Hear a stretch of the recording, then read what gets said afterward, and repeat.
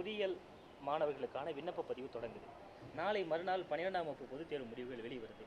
மாணவர்கள் அடுத்து உயர்கல்விக்கு போக போகிறாங்க. என்னென்ன மாதிரி விஷயங்களை கவனத்தில் கொள்ளணும்?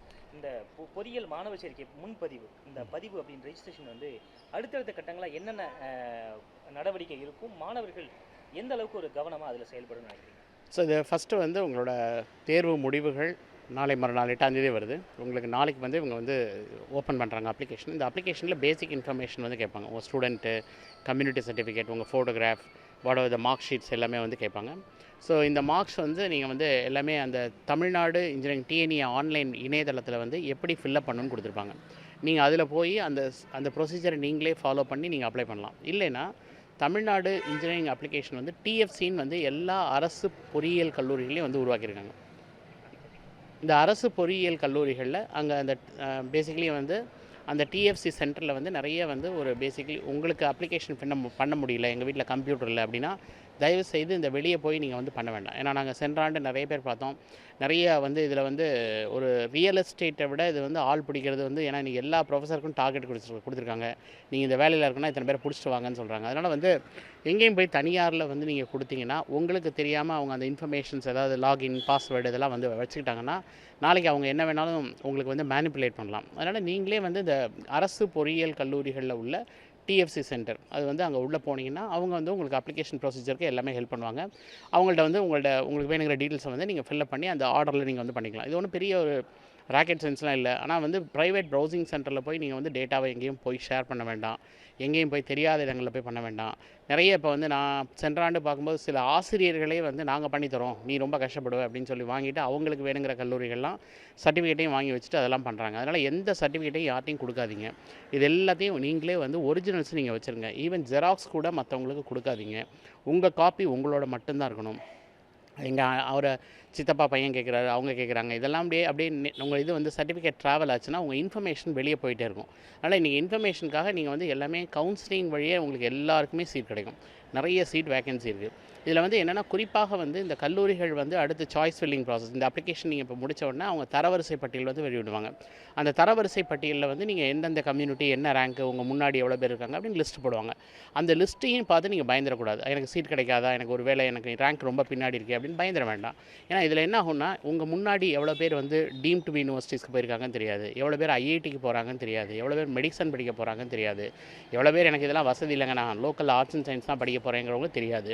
ஆனால் இதுக்கு விண்ணப்பம் செய்வாங்க. சும்மா நமக்கு என்ன தான் வருது, எங்கே தான் ரேங்க் இருக்குன்னு போட்டு பார்ப்பாங்க. ஏன்னா இதில் வந்து என்னென்னா தமிழ்நாடு முழுவதும் மாணவர்கள் எந்தெந்த மாணவர்கள் எதுக்கு விண்ணப்பித்திருக்காங்க, எவ்வளோ பேர். இப்போ நாங்களே வந்து எங்களோட ஸ்டூடெண்ட்ஸ் நிறைய பேர் வந்து ஆல் இண்டியா கோட்டாவில் இப்போ நீங்கள் வந்து ஐஐடிக்கெலாம் அட்மிஷன்ஸ் வந்து வாங்கிட்டாங்க. அது வந்து முதல்ல வந்துருச்சு. இந்த மாதிரி நிறைய எக்ஸாமினேஷன் ஆல்ரெடி முடிஞ்சவங்களாம் இந்த இதில் வந்து சும்மா அப்ளை பண்ணி பார்ப்பாங்க, பட் இதில் பார்ட்டிசிபேட் பண்ண மாட்டாங்க. அதனால் யாருக்குமே உங்கள் முன்னாடி இருக்கக்கூடிய 10 பேர் 100 பேர் 10,000 பேர் என்ன முடிவு எடுப்பான்னு உங்களுக்கும் தெரியாது, அது யாருக்கும் தெரிஞ்சிருக்க வாய்ப்பே கிடையாது. அதனால் எனக்கு இந்த ரேங்க்கு கிடைக்காது, இந்த மார்க்கு கிடைக்காது அப்படிலாம் வேண்டாம். நீங்கள் வந்து ஃபஸ்ட்டு அப்ளை பண்ணுங்கள். அப்புறம் அண்ணா பல்கலைக்கழகம் வந்து இப்போ வந்து டைரக்டர் ஆஃப் டெக்னிக்கல் எஜுகேஷன் வந்து அதை தரவரிசைப்படுத்துவாங்க. அந்த தரவரிசைப்படுத்தும் பொழுது அதை கம்யூனிட்டி ரேங்க் வேறு கொடுப்பாங்க.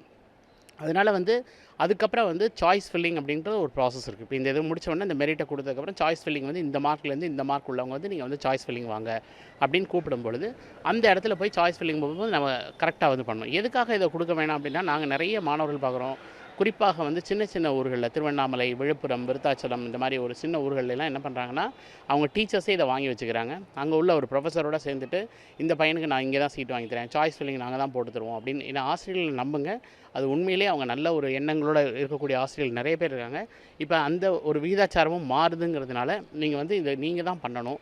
உங்களுக்கு தெரியலன்னா அரசு பொறியியல் கல்லூரியில் உள்ள டிஎஃப்சி சென்டரில் போய் கேளுங்க. அண்ட் இந்த பிரான்ச் படித்தா நல்லாயிருக்கும், இந்த பிரான்ச். ஏன்னா எனக்கு தெரிஞ்சு இந்தியாவில் மொத்தம் வந்து 5000+ இன்ஜினியரிங் காலேஜ் இருக்குது. இதில் வந்து இனிஷியலில் மட்டும் கிட்டத்தட்ட 2000 காலேஜ் இருக்குது.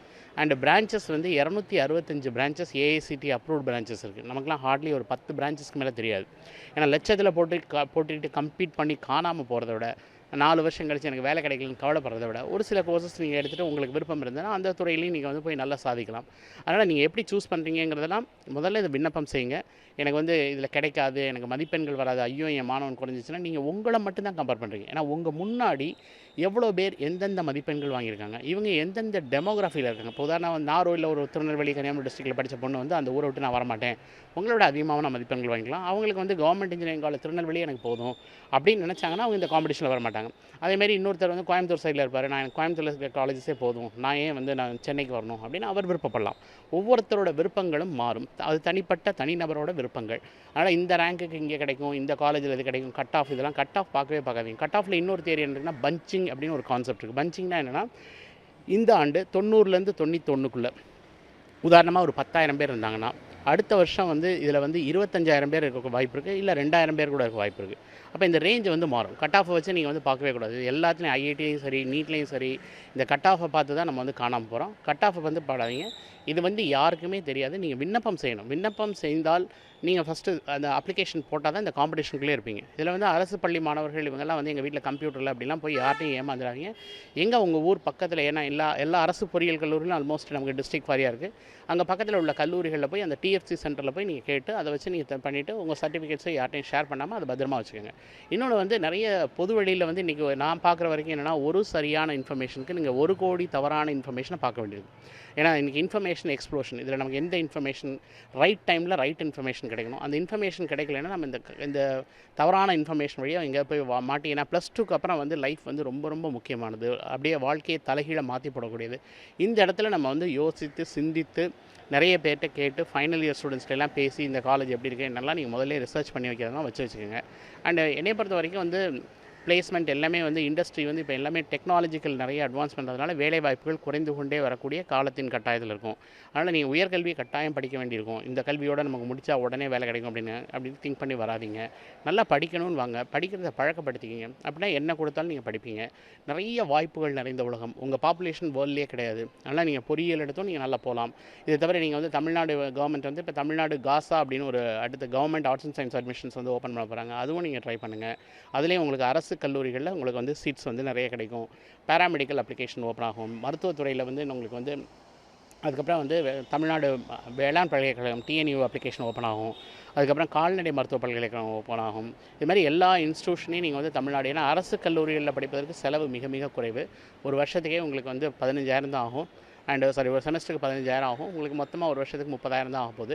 அதனால் இந்த மாதிரி விஷயங்களில் என்னை பொறுத்த வரைக்கும் மிக குறைவான கட்டணத்தில் எங்கேயாவது ஒரு அரசு கல்லூரியில் சேர்ந்து அது மூலமாக நன்றாக படித்து உங்கள் வாழ்க்கையில் நல்ல ஒரு உச்ச நிலையை அடைவதற்கு என்னோட மனமார்ந்த வாழ்த்துக்கள். நிறைய வந்து எங்கேயும் ஏமாந்துட வேண்டாம். அதனால் வந்து உங்களை நீங்கள் ஃபஸ்ட்டு உங்கள் சர்டிஃபிகேட்ஸ், டாக்குமெண்ட்ஸ், லாகின், பாஸ்வேர்டு இதெல்லாம் நீங்கள் ப்ரொடெக்ட் பண்ணி வச்சுக்கோங்க. யார்ட்டையும் ஷேர் பண்ண வேண்டாம். இல்லை லாஸ்ட் இயர் வந்துட்டு